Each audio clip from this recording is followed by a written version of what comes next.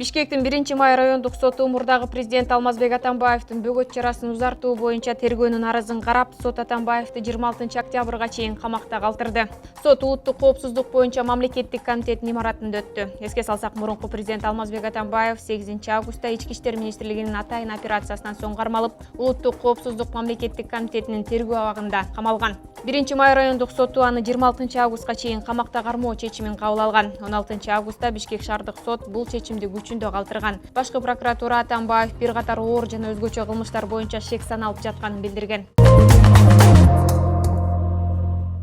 Республика партиясынын лидери Өмүрбек Бабанов улуттук коопсуздук боюнча мамлекеттик комитетке суракка күбө катары чакырылды. Бул тууралуу мекеменин басма сөз кызматы кабарлады. Атайын кызмат белгилегендей, башкы прокуратура 2017-жылдын 28 сентябрында ошол эле кезде президентке талапкер катары үгүт иштерин жүргүзүп жүргөн Бабановдун Ош шаарынын Амир Темир кичи районундагы сүйлөгөн сөзү боюнча кылмыш ишин козгогон. Эми ал ошол иштин алкагында күбө катары суракка чакырылды. Бабанов шайлоодон кийин Кыргызстандан чыгып кетип, жакында эле кайтып келди. Ал Амир Темирдеги сөзүндө улут аралык чыңалууга чакырык жасабаганын билдирген. 19 августта Бабанов финанс полициясында Кыргызстан банкы боюнча сурак берип чыкты. Мындан тышкары ага карата бийликти басып алууга даярдык көрүү деген айып менен да иш ачылган.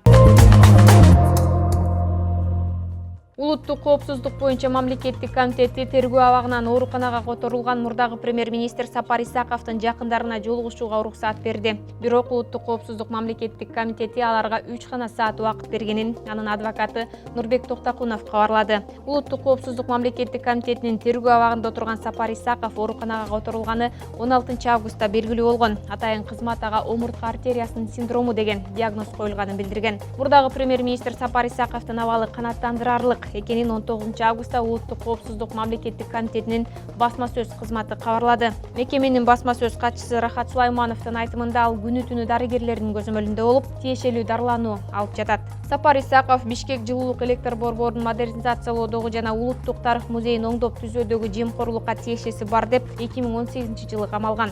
Кылмыш иши боюнча соттук териштирүү уланып жатат.